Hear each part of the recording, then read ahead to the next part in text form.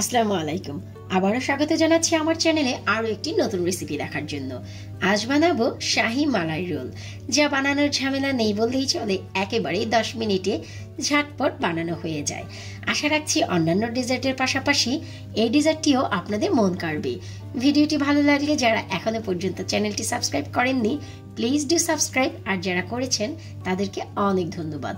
চলুন ঝটপট বানিয়ে ফেলি। শুরুতে এখানে একটি প্যানে আমি দিয়ে দিচ্ছি পুরোপুরি 3 টেবিলস্পুন বাটার। এবার দিয়ে দিচ্ছি এতে পুরোপুরি হাফ কাপ লিকুইড দুধ। তার সাথে সাথে দিয়ে দিচ্ছি 1/4 কাপ সুগার। এর পরিবর্তে কন্ডেন্সড মিল্ক ব্যবহার করা যেতে পারে। এদিকে আমাদের সুগারটি সম্পূর্ণ গলে গেছে। এবার এতে আমি অ্যাড করব পুরোপুরি 1 কাপ পাউডার মিল্ক। এবার মিডিয়াম আঁচে ভালো করে নেড়ে গরম দুধের সাথে আমরা কি করব, এই পাউডার দুধটি ভালো করে মিশিয়ে নেব।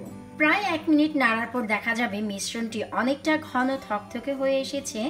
ঘাবড়াবার কিছুই নেই। এই পর্যায়ে অনবরত নেড়ে যেতে হবে যতক্ষণ না পর্যন্ত একটি খামিরের মতন তৈরি হচ্ছে। নাড়তে নাড়তে একটি সময় দেখা যাবে আমাদের খামিরটি সম্পূর্ণ তৈরি হয়ে গেছে। এবার আমরা কি করব, এই খামিরটি একটি পাত্রে তুলে নিব। এর থেকে আর বেশি আমরা শুকাচ্ছি না, কারণ এটি নামিয়ে নিলে ঠান্ডা হলে অটোমেটিক আরো কিছুটা টেনে আসবে। এখন প্লেটে নেওয়া হয়ে গেলে আমরা কি করব, এখান থেকে অল্প অল্প করে খামির নিয়ে লম্বা লম্বা করে ঠিক এভাবে রোল করে নিব।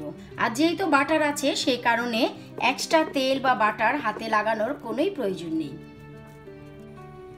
অন্যদিকে আমি প্রায় 2 লিটার দুধ জাল করে এখানে হাফ লিটার করে নিয়েছি। এখন হচ্ছে এখানে সুইট আনার পালা। তো এই ক্ষেত্রে আপনারা চাইলে icing sugar, custard sugar, normal sugar বা কন্ডেন্সড মিল্ক যে কোনো কিছু অ্যাড করতে পারেন। তাই আমি এখন সুইট মেশানোর জন্য এখানে দিয়ে দিচ্ছি পুরোপুরি 1/3 কাপ কন্ডেন্সড মিল্ক। এবং সুইট ডিপেন্ড করবে আপনাদের উপর কতটুকু সুইট আপনারা পছন্দ করেন।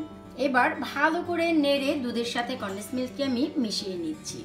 এবার এর সাথে সাথে আমি দিয়ে দিচ্ছি এখানে পুরোপুরি 2 টেবিলস্পুন আলমন্ড। আর 2 থেকে 3 মিনিট জ্বালিয়ে নিব, যেহেতু কন্ডেন্সড মিল্ক ও বাদামটি দিয়েছি। তারপর আমরা এটি চুলা থেকে নামিয়ে নেব। এখানে আমি বেশ কিছু সাদা ব্রেড নিয়ে নিয়েছি এবং সাইডের যে শক্ত পাশ থাকে সেটি আমি সম্পূর্ণ কেটে ফেলে দিয়েছি। এবার একটি রোলারের সাহায্যে আমি এটি রোল করে নিচ্ছি।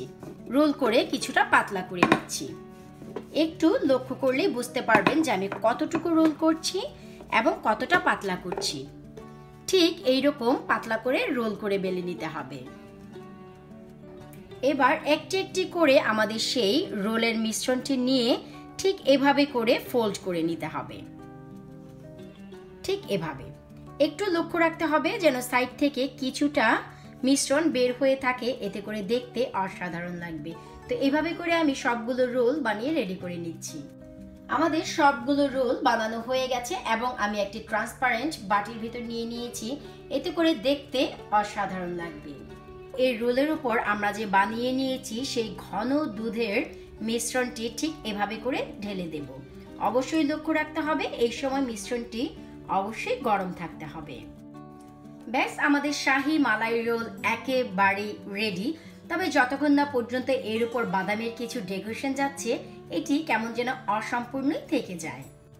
আর বাদামের ডেকোরেশন মানেই আমরা পেস্তা বাদামটি বুঝে থাকি, কারণ আমরা যা কিছু দিয়ে ডেকোরেশন করি না কেন পেস্তা বাদামের উপর তেমন কোনো বাদাম দিয়ে সাজালেও ততটা ভালো লাগে না। ব্যাস, আমি আরো বেশ কিছুটা আকর্ষণ বাড়ানোর জন্য এখানে কিছুটা স্যাফরন দিয়ে দিচ্ছি।